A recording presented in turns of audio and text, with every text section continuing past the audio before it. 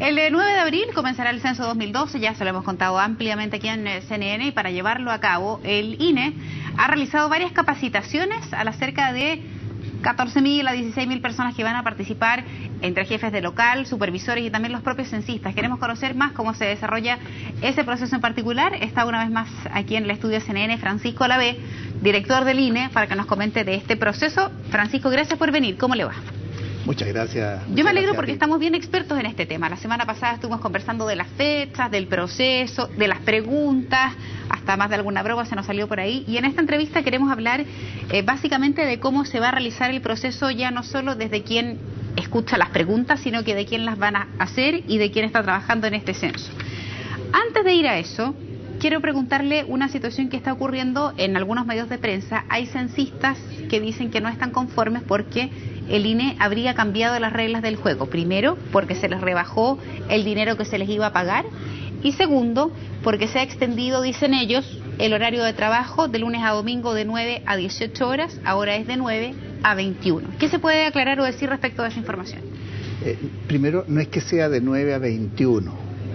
Lo que nosotros hemos dicho, y desde el llamado que se llamó a la gente a participar a través de trabajando.com, allí se especificó que el horario iba a ser flexible, que el horario iba a ser tratado con sus coordinadores. Y esto por una razón muy simple, porque obviamente para el INE, y para quien estamos dirigiendo el censo, y es natural, nosotros debemos encontrar a las personas en sus casas. Y a las personas, a los que trabajan no los vamos a encontrar en sus casas en las horas normales. Correcto. Los vamos a encontrar en horas después de las 6 de la tarde o sábados y domingos. Por eso elaboramos 3 sistemas. Un sistema que es el encuestador full time, que se va a trabajar 6 días a la semana, pero qué días y a qué horas es una cosa que tiene que ser conversada con su coordinador. Dijimos de 9, el horario de trabajo puede ser de 9 a 9 de la noche. Pero no, son 45 horas. Correcto. Será de 12 a 9, será de 9 a 6, será la semana, excepto el miércoles, será la semana... O sea, el rango horario es de 9 a 9, pero no quiere decir que estén toda esa cantidad de horas. No, son las 45 horas normales. Y respecto de la plata que decían ellos, ¿le cambiaron las reglas del juego porque bajaron? No, y allí se decía claramente que la remuneración para un censista eran 300.000 pesos brutos. Ahora, obviamente que eso paga impuestos, y hay una cosa que ellos probablemente no saben, es que obviamente le va impuesto interno, descuenta el 10%. Correcto. Pero al final del año, haciendo la declaración de impuestos, recuperan, si es que tienen ingresos bajos, recuperan ese dinero. Ya. Entonces, pero quiero dejar claro, está en la página web, fue lo que se dijo y no se ha cambiado un ápice, nada. Vamos al tema que nos convocaba también. Están capacitando todavía a muchas personas y nos gustaría saber en esta oportunidad, Francisco, hemos visto ya las preguntas. Usted en la sesión pasada nos decía cuánta gente vive en la casa, otras preguntas como por ejemplo la información religiosa, en fin. ¿Cuál debe ser la forma adecuada que un censista haga este interrogatorio? ¿Cómo le están diciendo ustedes a esas personas que finalmente hagan este cuestionario? ¿Cuál es la manera correcta? A ver, lo importante primero es que esa persona sepa cómo llegar a una casa, sepa cómo entablar la conversación. Y además que él entienda perfectamente el sentido de cada pregunta. Por ejemplo, el concepto de residencia habitual es nuevo. La pregunta antigua, en los censos antiguos, era ¿dónde pasó usted o dónde durmió usted la noche anterior? Sí.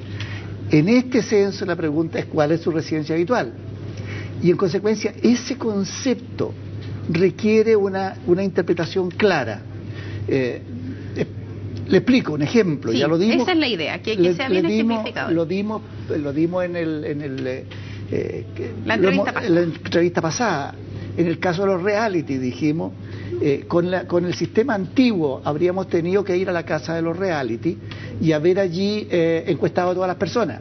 Y durante 10 años las estadísticas públicas incluirían a ese número de personas en una casa que no existe, que Correcto. Es ficticia. Con este nuevo proceso nosotros vamos a ir al reality y le vamos a preguntar a las personas, ¿usted vive acá? No, no vivo acá, en consecuencia no es encuestado. él va a ser encuestado en su residencia habitual, en su casa. Y si él no está, otra persona le va a responder. Y eso es importante que el censista tenga claro. No puede responder un chico de 14 años. No puede responder la asesora en el hogar que no conoce los detalles de las personas. Francisco, y dígame una cosa, en el conflicto puntual que la pregunta no le queda clara a la persona que está siendo encuestada y quizá el censista tampoco la haya entendido muy bien en la capacitación, y para qué estamos con cosas, ninguno de los dos está muy claro respecto a lo que se está consultando. ¿Hay algún mecanismo, por ejemplo, donde el censista pueda recurrir a una comunicación por el teléfono, consultar al coordinador? No, en último término es la persona la que va a responder. Nosotros no podemos canalizar la respuesta. La respuesta tiene que surgir solo de la persona. Nos guste o no nos guste. Claro.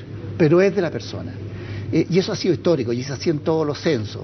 O sea, no es posible rebatirle a la persona lo que está diciendo. No es, a ver, pero usted me está diciendo esto y esto no es así. No, eso no es posible. A pesar de que el censista se dé cuenta que la persona involuntariamente está en un error. Exactamente. ¿En serio? En serio. Ahora, respecto de las personas que ustedes... Salvo que el error sea, y estén los manuales.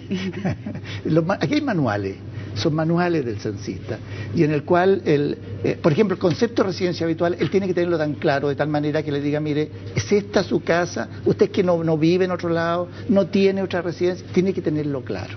Hay preguntas que son, ¿cómo decirlo?, sensibles, que yo creo que usted, esto nos comentaba la semana pasada, como que hay gente que no lo toma muy bien. Por ejemplo, la pregunta de orientación sexual, que está incluida, y la consulta es si uno vive con la pareja y si esa pareja es del mismo sexo o no, etcétera, etcétera.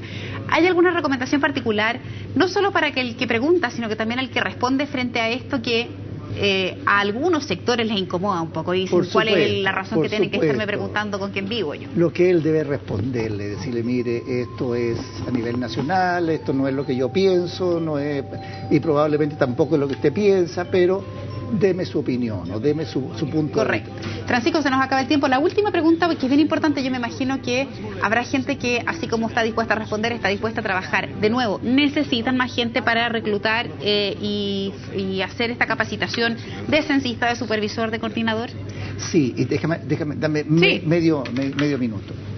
El proceso está diseñado de tal manera de que nosotros vamos capacitando de alguna manera por partes.